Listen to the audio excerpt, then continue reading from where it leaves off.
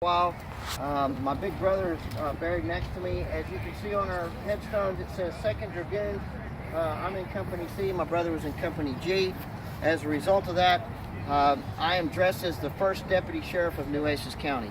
If you have never seen a deputy sheriff back in the 1800s, I'm living history that this is what we look like, other than we didn't have badges, but my brother was not cheap, but cheap.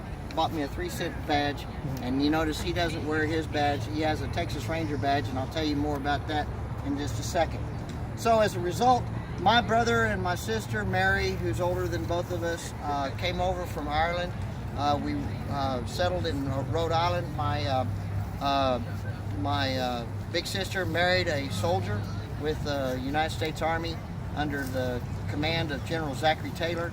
And Zachary Taylor was commissioned by the President of the United States to come defend Texas, who had just become part of the United States registry as the 45th state of the nation. So as a result of that, that was in 1845. I was 9 years old. My brother was 12. When my sister married a soldier, we were dispatched down to Corpus Christi. We came by ship. My sister enlisted us into the military. We were both bugle boys, and I turned around and was in Company C, as I said before, and my brother Company G. Bugle boys back in the day were the ones who did the signals. They had no radios, so that's how we communicated. We were usually at the front of the battle, any battle, because we were repeating commands that the commander was telling us to tell the troops. Dragoons are a light infantry cavalry division. We were part of the 2nd Cavalry. If you were past military or you have any kind of military history, we turned around and we rode in on horse and we fought on our feet. So we'd ride to the battle, jump off our horses, and we would fight with on foot against the Mexican army. And majority of the time, the only two things that we ever carried was our carbines, and which were rifles, and they're short barrel rifles, like you would see with special forces. They're small, compact, and then our saber swords. Our saber swords were long. Very long. In fact, the sword that I have, which I didn't bring, it's longer than I can stretch to get it out of the scabbard. So it's very heavy. They call it the wrist breaker, and the reason they were so heavy like that was because usually one swing we could take a military soldier out with one swing. The carbines were new and modern. They weren't flintlocks. They weren't. They were percussion, but they were with rifle bullets, and that's how we used it. Our pistols, which this is a dragoon, were carried in pommel holsters. Did I say that right? Yes, you did. Thank you. And those are holsters that you put over the saddle horn of the horse, because this weighs. Put it over the pommel of the horse. We didn't have saddle horns. That's why they're called pommel holsters. Okay, my brother's correcting me and telling me all these other things. But anyway, this is a heavy dead-gum gun. He is a little bit of a pain, isn't he? Yes, ma'am. I told you he was a pain in the arse. And so, as a result, these weigh approximately 7.5 pounds. They're really, really heavy. They're black powder, 44 caliber, and I'll let y'all see those here later if you want to see it. But as a result, we fought during the Mexican War. After we fought our battle, the Mexican War was strictly a battle to discuss the territory. The Nueces River was what Santa Anna said was the boundary of Mexico. We said it was the Rio Bravo, because that's what they called it back in those days. And once Texas became a republic, they called it the Rio Grande. And once we became part of the United States, that was the Rio Grande River. So that's what the Mexican War was fought over, just this parcel of land. Once the war was over, we were discharged with honorable discharges. My brother decided he wanted to stay in law enforcement or a kind of military type atmosphere, So he enlisted us in the Texas Rangers, which was a militia group, and we fought against the Indians, the frontier Indians, which were mostly Apaches and Comanches in this territory. Our territory expanded from far north is Beeville, far south is Brownsville, and far west is Rio Grande City. And we turned around and fought against those Indians, as well as to protect the citizenry of Texas and the southern borders. And my brother's wearing his Texas Ranger badge, which was Company D, which was most of South Texas. And it is today, including with the Texas Rangers, this is Company D down here. For whatever reason, after the Texas Rangers were disbanded, I'm assuming that it was because of funding from Texas.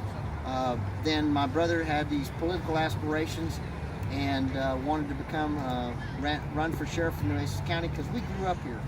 And so as a result of that, my brother ran for sheriff, won. He became the second sheriff for Nueces County. I was his first order of business, making me his first deputy of Nueces County. And y'all, if y'all are from Nueces County, you know how big it is. It's a pretty big, sizable territory, but majority of the citizens were in Corpus, and they had a lot of shops and saloons and different types of other types of the cotton fields and everything, and the stockyards. So downtown Corpus is about what it is today. It was a drunken town back then in the 1800s. It's a drunken town today. And I'll tell you why. He's hard on people. I'm not accusing any of y'all being, of that sort, but we. But you implied it. You know what that means, right? No, I don't.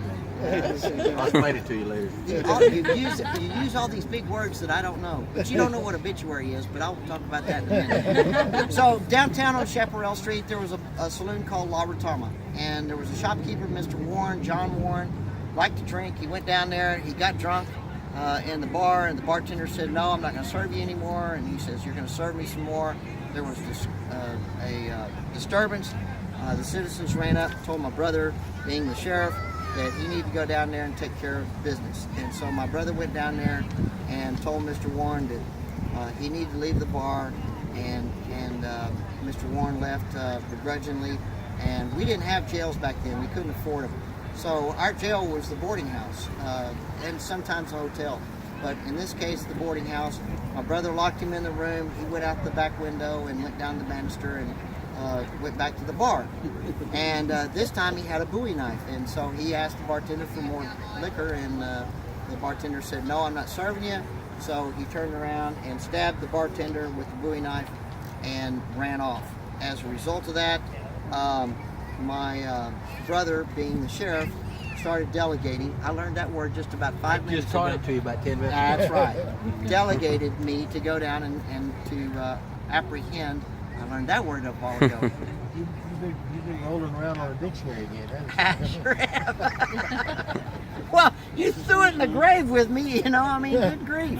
So I turned around and went down to apprehend Mr. Warren, but couldn't find him anywhere, but I actually, he was hiding between the shop that he worked at, as well as a hotel next door. He had acquired a pistol, almost like my brother's wearing right there, and then had it in his belt.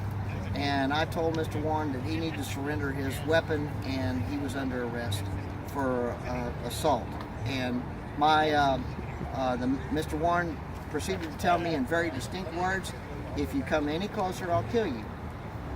Why would anybody want to harm a law enforcement officer? And if I tell him to surrender, that's what he's supposed to do, right? That happens every day, correct? We all supposed to listen to law enforcement?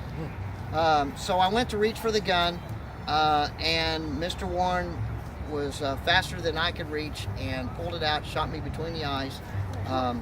I died 11 days later from the wound on August 15th, 1860. That was a Wednesday at 10 p.m. How do I know all that?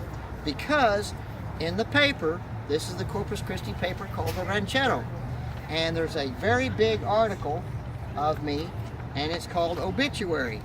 You know, how do you spell that? Obituary. But there's a lot of nice things said about me, and then at the very bottom it says, "By the one who knows." I can't tell you that that was my big brother, but it sure sounds like him, and he says he wrote it, but he's lying because I know he can't write. So anyway. It's okay, you can't read. So with that being said, I'll be more than happy to pass the newspaper around to you if you'd like to look at it. I don't know what else happened in Corpus because I wasn't here. My big brother knows the rest of the story. Is that person they call Paul Harvey or something like that? Knows the rest of the story. Well, let him tell you the rest, and I'll be quiet for a minute. Maybe I'll go. I doubt it. You haven't been quiet for a minute in 182 years. That's how old I am. No, that's how long you've been in the ground. Oh, I was 24 years old when I died, and we were 15 and 18 when we were Texas Rangers. So anyway, I forgot to tell you all that. Okay. So this cemetery is one of the oldest. It is the oldest veteran cemetery in the state of Texas, and one of the oldest federal veterans cemeteries. I almost said veterinarian. Veteran cemetery in the United States. It was founded by General Zachary Taylor when he brought his army here. It took him about a year to get the army together before the invasion of Mexico, because part of the army was coming by boat, which those were sailboats, and it would take a couple of months actually to get from the East Coast to here. And the rest of the troops, a lot of volunteer troops, were coming overland. And those coming overland had to be ferried across the bay because there were no bridges and there were no roads coming across the bay. And there were 6 soldiers coming across the bay in a steamship, an early steamship, and these things were very fragile. And the boiler blew up about halfway across the bay, killing everybody on the boat, including the soldiers. And so killing everybody or just 6? There were 6 soldiers. Killed everybody, including the boat sank. It went down. It didn't have life preservers. You know what a life preserver is? I have no idea what that is. They're typical brothers. So anyway, so General Taylor needed the cemetery for his soldiers. Not everybody, just his soldiers. Well, you told somebody else 6 soldiers and one officer. Well, yeah, but you can't remember what you did. 182 years, he would have just to your And anyway, so he needed a place to bury his soldiers, so he acquired this piece of property. It's called Bayview because if you remove those buildings that are there now and look at that way, you can see completely across the bay to Ingleside on the other side. So it had a tremendous view of the bay. So you'll find people buried here that fought in the American Revolution all the way through World War I, was when they stopped burying people here. There's actually 3 veteran cemeteries here in this area.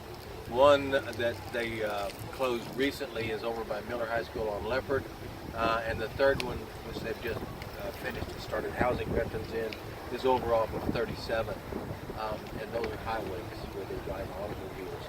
You missed all of that. You had no idea what highways were either. They were. Oh yeah, because see, I fought in the Civil War. We went up and down highways. Yeah, dirt. And low ways too, Yeah, and in between ways. Anyway, so when we were in Mexico, we met General Taylor asked President Houston to provide him with the company of Texas Rangers, who were militia. They didn't really become law enforcement until after the Civil War. They were primarily militia, and they were called up as needed. And so he asked for a unit of Texas Rangers to serve as scouts and interpreters down in Mexico. So the General Houston provided them, and the Rangers went to San Augustine, Texas, and asked a fellow up there by the name of John Salmon Ford, who was a doctor who had come here to fight in the Texas Revolution, but he got here a little bit too late.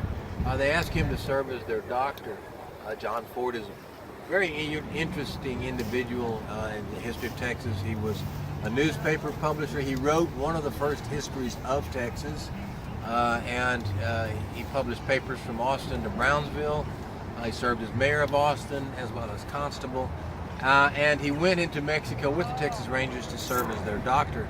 And he had the habit of, anytime anybody died, he would write a letter to the family, and he would always sign the letter RIP, which stood for Rest in Peace, John Salmon Ford. And the Texas Rangers thought that was pretty funny, so they got to calling Dr. Ford Rip.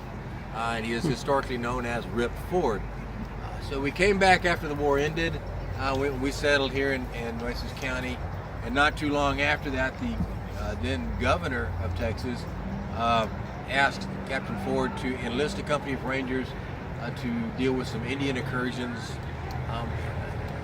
from the Comanches and the Apaches, as well as bandits coming across from Mexico and what have you. So he came to my brother and I and asked us to serve as buglers, because that was the best form of communication for cavalry at that time. One night we were, in point of fact, camped near Beeville, and in the middle of the night I heard a noise. I knew what it was. I jumped up and I ran through the brush, barefooted, and captured a group of Comanches trying to make off with our horses. For that, I was mentioned in Captain Ford's dispatches to the governor. Your name wasn't in there. You always sit there and want to embellish. He wouldn't even admit that you were with us. Ah, there you go. So anyway, we came back. They disbanded the unit, and we came back to Corpus. I was elected the second sheriff, and I hired him to be my deputy. Well, you know, big brother's got to do what a big brother's got to do. And he, right shortly after being sworn in, he was killed in the line of duty. A year later, the Civil War started, or the War of Rebellion as it was called in the South, and Captain Ford the governor requested Captain Ford to build a unit of cavalry to serve with the Confederacy. He came to me, offered me a lieutenant's commission, which I took, and I fought with them at the unit in Texas, Louisiana, along the Mississippi, and I was even present at a naval engagement in the Gulf of Mexico. In the fall of 1864, I came home. I got married that October. In December, I was here. I was attending to some of my duties. I was still a sheriff, and was walking down the street with an individual who was identified as a horse trader, which means he was probably a horse thief. A Union sympathizer stepped out from behind the building, fired a double-barrel shotgun at us, killed the horse thief right there. I died later that night. He was arrested and indicted by a grand jury, but because it was a Confederate grand jury, the war ended the following April, and the Union troops of occupation largely ignored that indictment. The young man was never brought to trial, and subsequently he served as a deputy sheriff of Nueces County. His uncle had been the first sheriff of Nueces County, by the way. Our sister Mary sort of disappears from the record right after that. Her second husband, the one that was in the cavalry, died here in Corpus during the yellow fever epidemic. And the last that's known of Mary is that she moved to Galveston, and she falls off out of the records there in Galveston. If you have any questions, we will be more than happy to answer them. And if you don't understand all those big words, y'all let me know, because I've never heard him say that many big words. But anyway, we're Because you never listen. It's true. We're here 24 hours a day, 7 days a week, right here. Come talk to us when it's raining, sleet, snow, or just a pretty day like today. Come talk to us, day or night. We'd be more than happy to rise from the grave and talk to you. But we appreciate y'all coming. We encourage y'all to indulge in the past of Corpus Christi. My brother is pretty famous. He's got his picture on the wall of heroes for fallen law enforcement officers, but I don't have a picture, but my name's on that wall. He scratched mine off, I guess, or something. I don't know. But anyway, if you have any questions, you'd like to take pictures with us, we'd be more than happy to do that. If you want to research any more about this cemetery, it is online through the Corpus Christi Library's website, and we appreciate y'all. Thank y'all for your support. Thank you for your attention, and teach your youngsters, including the old ones, because history is a revolving door, and the only way we learn is from our history. So I thank y'all very much. Guys, y'all did a good job. Thank you, sir. We appreciate it.